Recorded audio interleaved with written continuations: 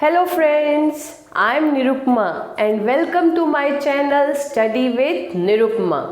इस चैनल पे आपको बहुत ही इजी तरीके से इंग्लिश सिखाई जाएगी। So let's get started। Okay, today we are going to start prepositions। Okay, what is a prepositions? First see preposition।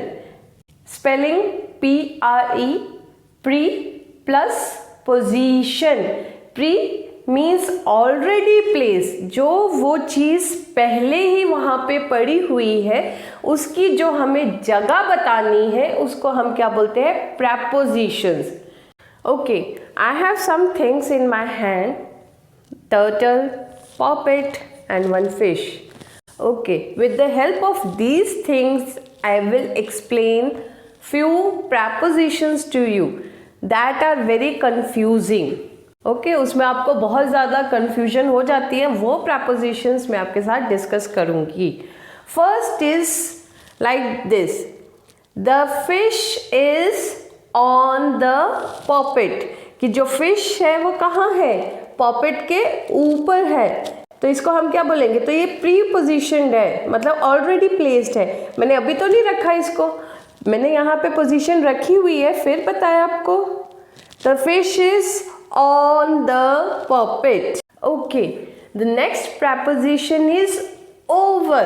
अब आप बोलोगे ओवर भी तो ऑन ही ऊपर ही होता है, ऑन भी ऊपर होता है, बट ओवर में और ऑन में एक स्लाइटली डिफरेंस है, वो डिफरेंस मैं बताती हूँ। सी this fish is here and it is coming like this।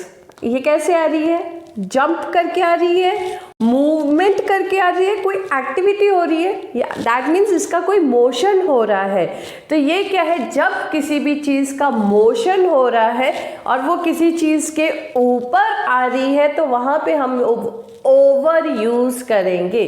तो जब ये ऐसे जंप करके आ रही है, कोई मूवमेंट हो रहा है, then we will use over. The fish is over the poppet. Next preposition is between. Between का मतलब होता है बीच में, कि टू थिंग्स के बीच में जो चीज़ आएगी वहाँ पे प्रपोजिशन हम यूज करेंगे between. Like fish, sorry, where is पॉपेट?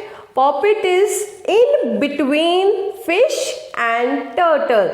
And one more example I can give you, that okay, R dash T। Okay, what is between? S will come in between, कि S जो है वो R और T के बीच में है। और इसी के साथ ही आपका एक confusion है कि among कहाँ यूज होता है? among।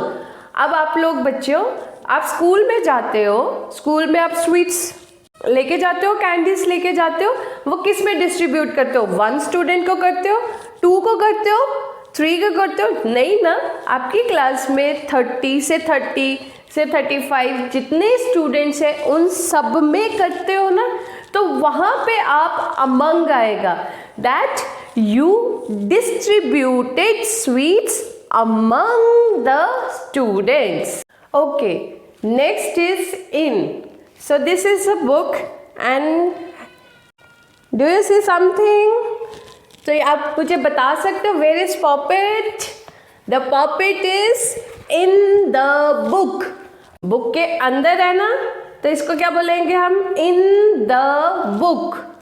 क्लियर? तो puppet is in the book, कि जो चीज़ किसी के अंदर है, like I am sitting in the room, कि मैं रूम के अंदर बैठी हूँ, I am in the room. Your principal is in the office, कि जो आपके प्रिंसिपल है वो कहाँ बैठे हैं? ऑफिस के अंदर बैठे हैं, तो वहाँ पे कौन सी प्रपोजिशन होगी? इन। और इसी के साथ ही आपको कंफ्यूजन कहाँ होती है? इनटू में। तो इनटू कहाँ यूज होता है? जहाँ पे कोई मोशन होता है, कोई एक्टिविटी होती है या कोई मूवमेंट होती है। लाइक आई एम वॉकिंग, मैं वॉक करके जा रही हूँ और मैं कार के बीच में बैठ रही हूँ। मैं यहाँ से जा रही हूँ, कार के बीच में बैठ रही हूँ। दैट मीन्स मैं मूवमेंट करके गई, फिर मैं गाड़ी में बैठी और मैं गाड़ी से चली गई।